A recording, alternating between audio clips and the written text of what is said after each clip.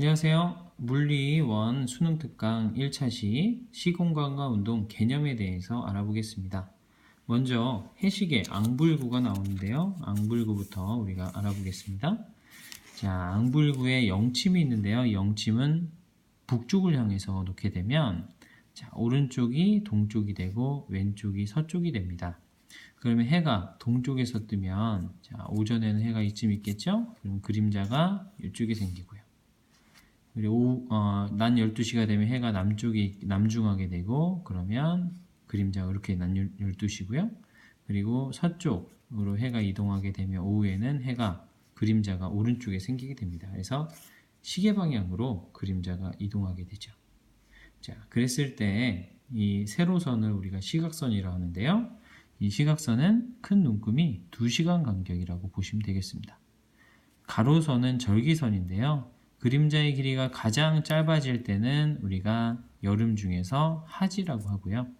그림자의 길이가 가장 긴 날은 우리가 겨울 중에서 동지라고 하고요. 춘분과 추분은 가운데 정도가 되겠습니다. 알아두시고요. 두 번째로 넘어갑니다. 자, 이동거리와 변이를 여러분 이해해야 되는데요. 자, 출발과 도착을 했을 때, 자, A 코스, B 코스는 이렇게 쭉 돌아가고요. C 코스는 직선으로 갔을 때, 이동한 거리는 누가 제일 길죠? B가 제일 길고요. 그 다음이 A, 그 다음이 C가 되겠습니다. 하지만 변이라고 하면 우리가 위치의 변화량이거든요.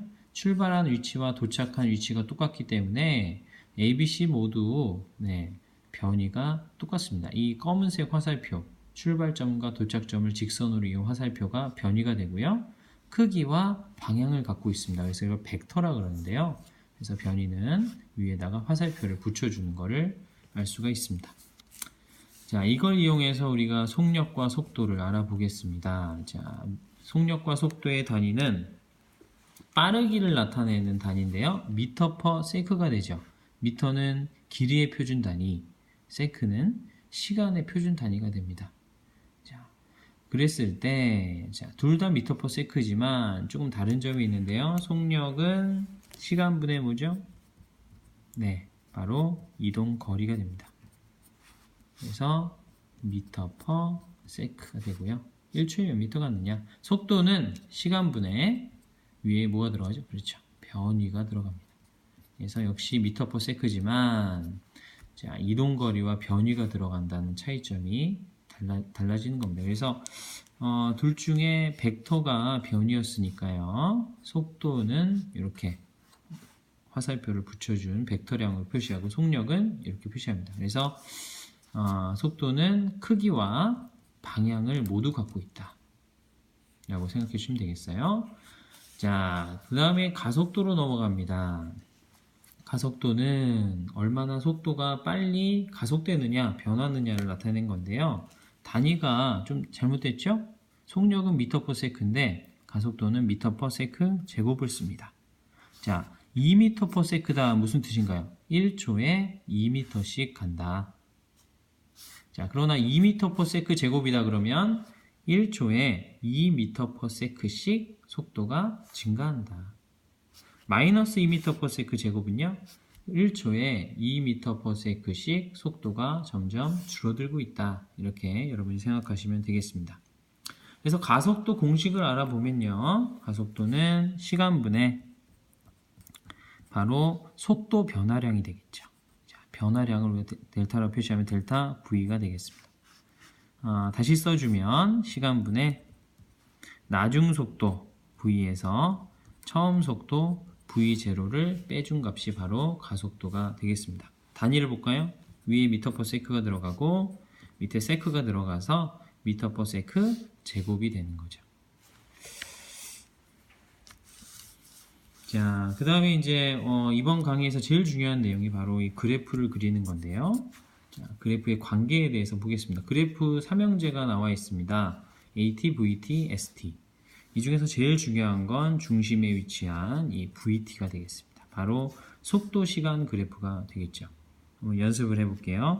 처음 속도가 0, 나중 속도가 5초 후에 10m per sec가 됐다. 이렇게 해볼까요? 자, 가속도를 구해 봅시다. 시간 변화 5초. 그 다음에 속도 변화 10m/s. 가속도 얼마인가요? 네, 5분의 10. 그렇죠. 2가 됩니다. 그런데 이 직선의 기울기는 변함이 없죠. 그렇죠? 예, 이 직선의 기울기가 바로 가속도가 됩니다. x 증가량분의 y 증가량이니까 기울기가 되겠죠. 이 기울기가 가속도가 된다. 그러면 AT 그래프를 그려보면 기울기가 일정하니까 5초 동안 가속도가 2m/s로 일정한다는 걸 알 수 있습니다. 자, 그러면 이 변위를 구하고 싶다. 이동거리 변위를 구하고 싶다. 그러면 어떻게 하면 됩니까? 뭘 구하면 되죠? 그렇죠. 넓이를 구하면 됩니다. 넓이를 구하면 이 빗금친 부분의 넓이니까요. 삼각형의 넓이 5 곱하기 10 나누기 2. 그렇죠. 25가 되죠. 그래서 5초 후에 25m만큼 이동하게 된다. 이제 이어줘야 되는데 직선으로 이어주면 속도가 일정하다는 얘기인데요. 속도가 점점 어떻게 되고 있어? 증가하고 있죠? 그러면 직선이 아니라 처음에는 느리고 점점 빨라지는 곡선 형태가 되겠죠. 그럴 수 있겠나요? 그래서 처음에는 속도가 느리지만 나중에는 속도가 빨라지는 이런 그래프를 그릴 수가 있겠습니다. 자, 그래서 제일 중요한 건 이 그래프라고 했습니다. 그래서 이 그래프만 잘 보면 기울기를 구하면 가속도를 알 수 있고요. 넓이를 구하면 변위를 알 수 있다. 기억해 두시기 바랍니다. 자, 등속도 운동과 등속력 운동. 등속력 운동이라는 말은 별로 없지만 똑같은 말일까요? 등속도 운동은 속도가 일정한 운동. 그죠? 속도는 뭐였죠? 크기만 있나요? 모두 있나요? 그죠? 방향도 있었죠? 크기와 방향이 일정한 운동. 등속력 운동은 속도의 크기만 일정한 운동이었습니다. 방향은 바뀌어도 상관이 없어요. 이렇게 똑같은 속도로 돌아가는 거, 등속력 운동이라고 할 수 있지만 방향이 계속 바뀌죠. 그래서 등속도 운동과는 다르다는 걸 알 수 있습니다. 다른 말입니다. 자, 다시 얘기하면 등속도 운동은 속력의 크기와 방향이 일정한 운동. 방향이 일정하다는 얘기는 꺾으면 안 되죠? 쭉 계속 방향이 일정합니다. 그 얘기는 뭐밖에 없죠? 그렇죠. 바로 직선 운동이라는 얘기입니다. 같은 말입니다. 등속 직선 운동. 그리고 가속도가 얼마일까요? 속도가 일정하다. 속도가 바뀌는 정도가 안 바뀌니까 0이라는 걸 알 수 있고요. 그리고 가속도가 0이라는 얘기는 바로 알짜임이 0이라는 것도 여러분 알 수 있습니다. 그 다음에 두 번째로 등가속도 직선운동 볼 텐데요. 등가속도 직선운동이 뭔지 보겠습니다. 등가속도. 가속도가 일정한 직선운동인데요. 가속도가 일정하고 직선 위에서 움직이는 운동. 물리원에서 나오는 대부분의 내용은 이 두 가지밖에 없어요. 등속도 운동과 등가속도 직선 운동. 등속도 운동은 속력이 안 변해. 등가속도 직선 운동은 속력이 변하긴 변하는데 어떻죠? 일정하게 변하는, 그죠? 일정하게 변한다는 얘기는 VT 그래프를 그려보면 속력이 일정하게 증가하거나 혹은 속력이 일정하게 감소하는 이런 운동만 나와 있습니다. 자, 속력이 일정하게 변한다, 가속도가 일정하다. 여러분 F는 뭐죠? MA. 가속도가 일정하고 질량도 일정하면 바로 알짜 힘이 일정한 운동이다. 똑같은 말이라는 걸 알 수 있습니다. 자, 공식 세 가지가 있었죠? 기억납니까? 한번. 자, 처음에 V는 네, S는 네, ES는 그렇죠. 네, 할 수 있겠죠?